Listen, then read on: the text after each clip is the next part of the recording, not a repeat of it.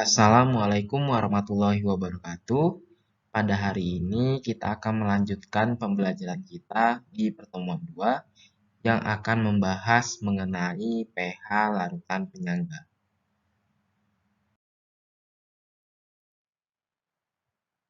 Berikut adalah beberapa topik yang akan kita bahas di pertemuan 2 ini.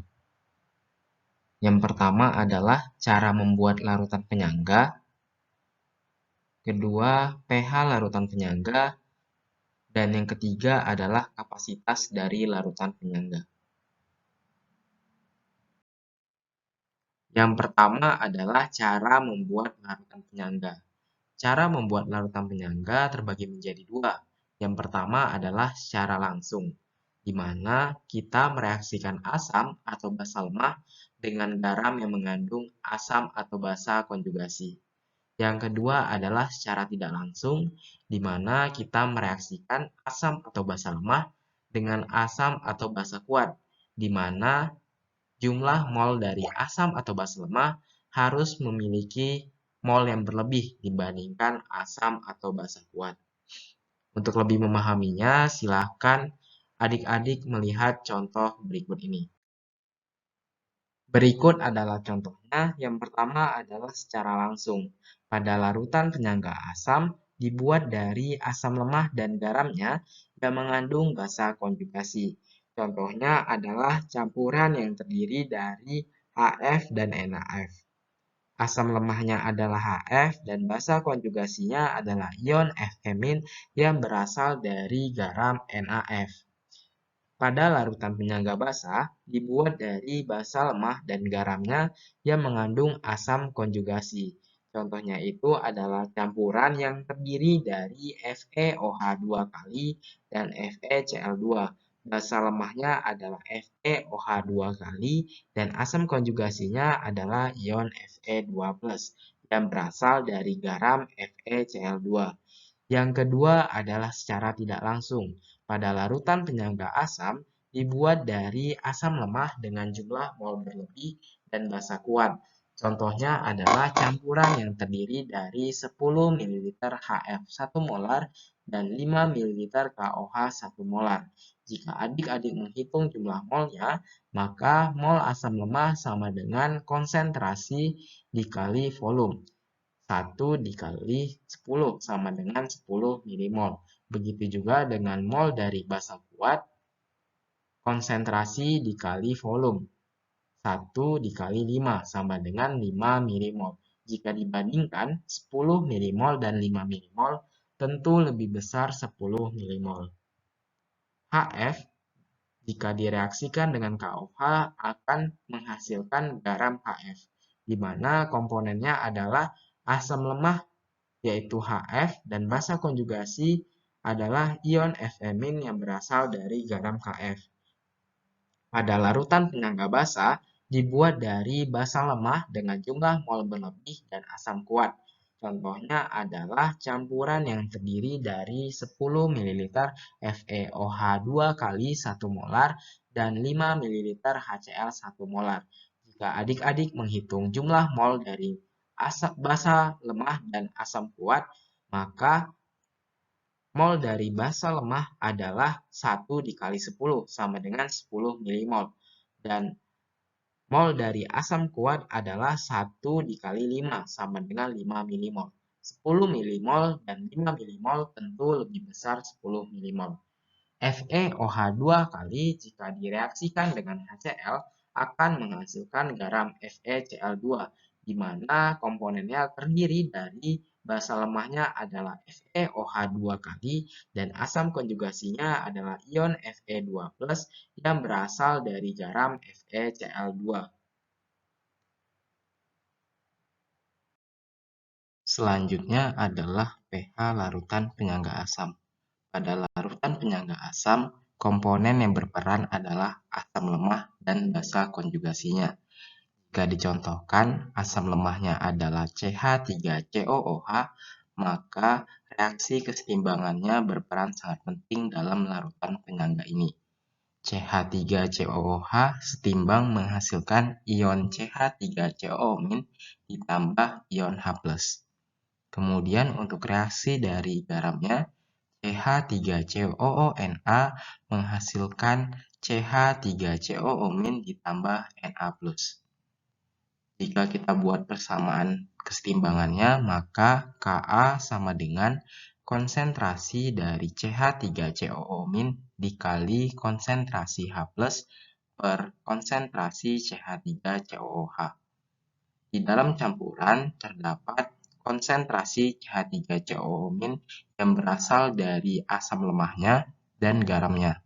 Namun, dikarenakan konsentrasi CH3COO- yang berasal dari asam lemah itu sangat sedikit, maka dalam perhitungan ini konsentrasi CH3COO- yang digunakan adalah yang berasal dari garamnya. Maka didapatkanlah persamaan sebagai berikut. Untuk perhitungan konsentrasi H+-nya sama dengan Ka dikali konsentrasi asam lemah per konsentrasi dari basa konjugasinya. Kemudian kita juga bisa menggunakan satuan mol. Konsentrasi H+ sama dengan Ka dikali mol asam lemah per mol basa konjugasi. Setelah kita mendapatkan konsentrasi H+-nya, kita bisa masukkan nilai konsentrasi H+ pada perhitungan pH-nya. pH sama dengan min log konsentrasi H+. Selanjutnya adalah pH larutan penyangga basa. Nah, untuk larutan penyangga basa yang berperan komponennya adalah basa lemah dan asam konjugasinya. Jika dicontohkan dari basa lemah NH4OH itu setimbang menghasilkan NH4+ ditambah OH-. Untuk reaksi dari garamnya yaitu NH4Cl menghasilkan NH4+ ditambah Cl-. Jika kita buat persamaan kesetimbangannya adalah Kb sama dengan konsentrasi NH4+ dikali konsentrasi OH- per konsentrasi NH4OH. Dikarenakan di dalam campuran itu terdapat konsentrasi NH4+ yang berasal dari basa lemah dan garamnya, dan NH4+ yang berasal dari basa lemah sangat sedikit. Oleh karena itu, konsentrasi NH4+ yang digunakan adalah konsentrasi NH4+ yang berasal dari garamnya, yaitu NH4Cl. Dan didapatkanlah persamaan dari konsentrasi OH- sebagai berikut. Konsentrasi OH- sama dengan Kb dikali konsentrasi basa lemah per asam konjugasi. Kemudian kita juga bisa menggunakan dalam konversi mol, yaitu konsentrasi OH- sama dengan Kb dikali mol basa lemah per mol asam konjugasi. Kemudian setelah mendapatkan nilai konsentrasi OH-nya, kita masukkan kepada rumus POH-nya. POH sama dengan min log konsentrasi OH-. Nah, setelah mendapatkan nilai POH, jika adik-adik ingin mencari nilai pH-nya, maka bisa menggunakan pH sama dengan 14 dikurang POH. Agar adik-adik lebih memahami perhitungan pH larutan penyangga, silakan adik-adik simak contoh soal dari berikut ini. Soal mengatakan bahwa berapakah pH larutan penyangga yang dibuat dari campuran 100 ml larutan CH3COOH 0,1 molar dengan 200 ml larutan CH3COONA 0,1 molar dengan nilai Ka-nya sama dengan 10 pangkat min 5. Nah, untuk cara menjawabnya, tentu pertama-tama kita menghitung jumlah mol dari masing-masing komponen. Komponen yang pertama adalah komponen asam lemahnya, yaitu mol CH3COOH. Rumus dari perhitungan mol adalah konsentrasi dikali volume. Di sini volumenya adalah 100 ml dan konsentrasinya sebesar 0,1 molar. Jadi adik-adik tinggal kalikan saja 100 dikali 0,1. Jadinya 10 milimol. Begitu juga dengan mol CH3CONA, konsentrasi dikali volumenya 0,1 molar dikali 200 ml sama dengan 20 milimol. Nah, untuk mol CH3CONA itu sama dengan mol CH3COMin yang merupakan basa konjugasinya. Setelah kita menghitung masing-masing mol dari setiap komponen, maka tinggal kita masukkan ke dalam rumus perhitungan konsentrasi H+-nya. Nah, untuk perhitungan konsentrasi H+, rumusnya sama dengan Ka dikali mol asam lemah per mol basa konjugasi. Sama dengan 10 pangkat min 5 sesuai dengan yang diketahui dari soal. Kemudian dikali 10 milimol per 20 milimol. Hasilnya adalah sama dengan 5 kali 10 pangkat 6. Setelah kita mendapatkan konsentrasi H+-nya, maka kita masukkan ke dalam rumus pH. pH sama dengan min log konsentrasi H+. Jadi min log 5 kali 10 pangkat min 6. Pangkat yang ada di 10 pangkat min 6 ini kita pindahkan ke depan, jadinya 6 dikurang log 5.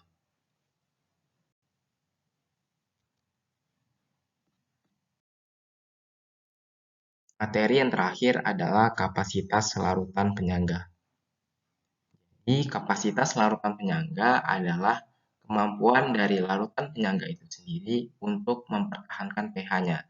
Jadi, semakin tinggi konsentrasi dari larutan penyangga, maka semakin tinggi juga kemampuannya untuk menahan pH-nya. Agar lebih paham, mungkin adik-adik bisa melihat pembahasan soal berikut ini. Dalam soal, diketahui suatu larutan penyangga dibuat dengan mencampurkan 50 ml CH3COOH 0,1 molar dengan nilai Ka-nya 2 kali 10 pangkat min 5 dengan 50 ml CH3CONA 0,1 molar. Hitunglah pH larutan penyangga, pH setelah penambahan 5 ml HCl 0,1 molar, pH setelah penambahan 5 ml NaOH 0,1 molar, dan yang terakhir pH setelah penambahan 100 ml air. Nah, jadi untuk menjawab persoalan ini, adik-adik harus mengingat bagaimana prinsip kerja dari larutan penyangga. Nah, untuk menjawab poin yang A, itu seperti biasa kita menghitung pH larutan penyangga. Pertama-tama kita mencari mol dari setiap komponen larutan penyangganya. Yang pertama adalah mol CH3COH, konsentrasi dikali volumenya. Didapatkan 5 milimol. Kemudian untuk mol CH3CONA-nya sama saja seperti tadi, konsentrasi dikali volume. Didapatkan 5 milimol. Nah, untuk mol CH3CONA itu sama dengan mol CH3COMin yang merupakan basa konjugasinya. Selanjutnya, setelah kita mendapatkan jumlah mol dari setiap komponen larutan penyangga, maka bisa kita masukkan ke dalam rumus dari konsentrasi H+-nya. Konsentrasi H+ sama dengan Ka dikali mol asam lemah per mol basa konjugasi. Jadi adik-adik tinggal masukkan saja 2 kali 10 pangkat min 5 dikali 5 milimol per 5 milimol. Didapatkan hasil akhirnya 2 kali 10 pangkat min 5. Nah, setelah mendapatkan konsentrasi H+-nya, kita masukkan lagi ke dalam rumus pH, sama dengan min log konsentrasi H+. Jadinya min log 2 kali 10 pangkat min 5. Nah, untuk perhitungannya 5 dikurang log 2 sama dengan 4,69. Jadi adik-adik bisa menggunakan kalkulator untuk mencari nilai bilangan bulan ya. Kemudian untuk menjawab poin B, nah ini kita harus mengingat materi dari prinsip kerja larutan penyangga. Nah, pada soal tadi ditanyakan bahwa jika direaksikan dengan HCl. Nah, pada penjelasan pertemuan sebelumnya itu dijelaskan jika larutan penyangga asam ditambahkan dengan asam kuat, maka yang bereaksi adalah basa konjugasi dan H+ dari asam kuatnya. Jadi terlebih dahulu kita membuat reaksinya. Basa konjugasinya adalah CH3COMin ditambah H+ dari asam kuat. Jadi terbentuklah CH3COH. Nah, dari soal kan tadi kita udah mengetahui nih jumlah mol dari basa konjugasinya yaitu CH3COMin sebesar 5 milimol. Tapi kita belum mengetahui konsentrasi H+ dari HCl. Tentu kita harus mencarinya terlebih dahulu. Untuk rumusnya sama saja, konsentrasi dikali volume. Karena dari soal diketahui konsentrasinya adalah 0,1 molar dan volumenya 5 ml, jadi adik-adik tinggal kalikan saja 0,1 dikali 5, jadinya 0,5 milimol. Selanjutnya, setelah adik-adik mendapatkan jumlah mol dari asam kuatnya, adik-adik tinggal membuat reaksi pembatas, seperti yang telah kita pelajari pada materi stoikiometri. Untuk mula-mulanya, pada CH3COO- terdapat 5 milimol, sedangkan pada H+, yaitu 0,5 milimol, dan kemudian pada CH3COH terdapat 5 milimol. Kemudian yang bereaksi itu adalah mol yang terkecil. Jadi karena di sini adalah H+ yang terkecil yaitu 0,5 milimol, maka yang digunakan pada bereaksi adalah mol dari H+, 0,5 milimol. Jadi adik-adik kurangkan dengan 0,5 milimol setiap komponennya. Kemudian setelah adik-adik mengurangi, maka akan didapatkan hasil akhirnya sebesar untuk mol CH3COO-nya sebesar 4,5 milimol. Kemudian untuk mol dari CH3COH sebesar 5,5 milimol. Nah, setelah mendapatkan hasil akhirnya, maka adik-adik kembali lagi ke rumus perhitungan konsentrasi H+ larutan penyangga. Ka dikali mol asam lemah per mol basa konjugasi. 2 kali 10 pangkat min 5 dikali 5,5 milimol per 4,5 milimol. Didapatkanlah hasil akhirnya 2,44 dikali 10 pangkat min 5. Kemudian setelah mendapatkan konsentrasi H+, maka adik-adik masukkan kepada rumus pH. pH sama dengan min log konsentrasi H+. Min log 2,44 dikali 10 pangkat min 5. Nah, pangkat dari 10 pangkat min 5 ini kita pindahkan ke depan, jadinya 5 kurang log 2,44. Nah, untuk hasil dari bilangan bulatnya adalah 4,37. Adik-adik bisa menggunakan kalkulator untuk mengeceknya. Setelah itu, untuk poin C, di sini kita diminta untuk menghitung pH larutan penjaganya ketika ditambahkan basa kuat. Nah, jadi pada prinsip kerja pada pertemuan sebelumnya itu dijelaskan jika larutan penyangga asam yang ditambahkan pada sedikit basa kuat, maka asam lemahnya, komponen dari asam lemah, akan bereaksi dengan OH- yang berasal dari basa kuat. Maka bisa adik-adik buat reaksinya terlebih dahulu. CH3COOH ditambah OH- menghasilkan CH3COO-.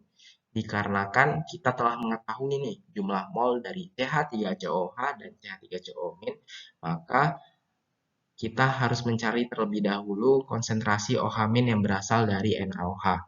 Jadi sama saja seperti menghitung mol-mol senyawa yang lainnya, konsentrasi dikali volume, 0,1 dikali 5 sama dengan 0,5 milimol. Nah, setelah mendapatkan jumlah mol dari setiap masing-masing senyawanya, maka tinggal adik-adik masukkan kepada reaksi pembatas. 5, 0,5, 5. Jadi untuk yang bereaksinya adalah sebesar 0,5 milimol dikarenakan menggunakan jumlah mol yang terkecil. Jadi tinggal adik-adik kurangkan saja.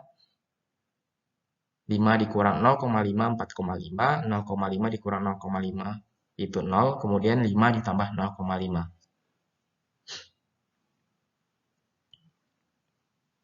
Selanjutnya setelah kita mendapatkan hasil akhir dari jumlah mol yang telah bereaksi, maka kita masukkan nilai-nilai molnya kepada rumus larutan penyangga.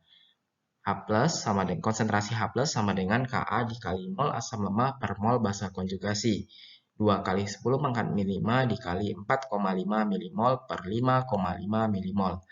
Sama dengan 1,62 dikali 10 pangkat min 5. Setelah kita mendapatkan konsentrasi H+-nya, kita masukkan ke rumus pH. pH sama dengan min log konsentrasi H+, min log kali 1,62 dikali 10 pangkat min 5. Min 5-nya kita pindahin ke depan, jadinya 5 kurang log 1,62. Jika adik-adik menjumlahkan menggunakan kalkulator, maka didapatkan hasil akhir bilangan bulatnya 4,79. Untuk yang pertanyaan yang terakhir, poin D, terkait penambahan air. Nah, jadi pada prinsip kerja larutan penyangga, penambahan air akan menyebabkan bertambahnya juga volume di setiap komponen larutan penyangga. Karena di sini komponen larutan penyangganya adalah asam lemah, yaitu CH3COH, dan basa konjugasinya adalah CH3COO- yang berasal dari garam CH3CONA, maka volume dari dua komponen ini juga akan bertambah sebanyak volume air yang ditambahkan. Jadi di sini volume mula-mula dari CH3COH-nya adalah 50 ml, ditambah 100 ml dari air yang ditambahkan. Jadi sama dengan 150 ml. Sama juga dengan volume dari CH3CONA-nya. Kemudian setelah kita menambahkan volume ke setiap komponen larutan penyangga yang ada, maka sama saja seperti tadi, kita mencari mol dari masing-masing komponen.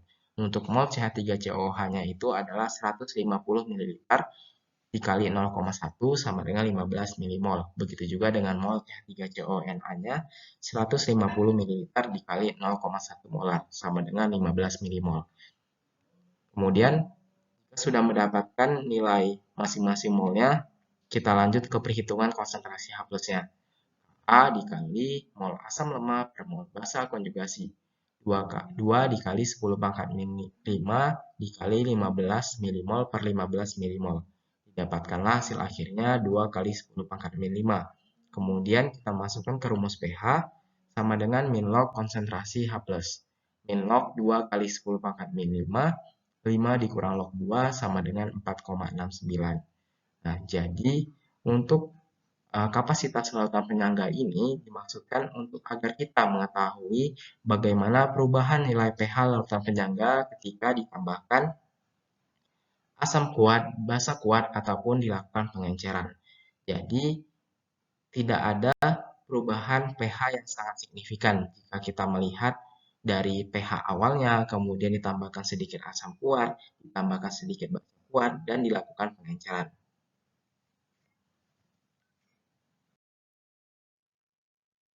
Baiklah, mungkin hanya itu yang dapat kakak sampaikan terkait materi pH larutan penyangga. Untuk selanjutnya, silakan adik-adik mengerjakan evaluasi pertemuan 2. Terima kasih. Wassalamualaikum warahmatullahi wabarakatuh.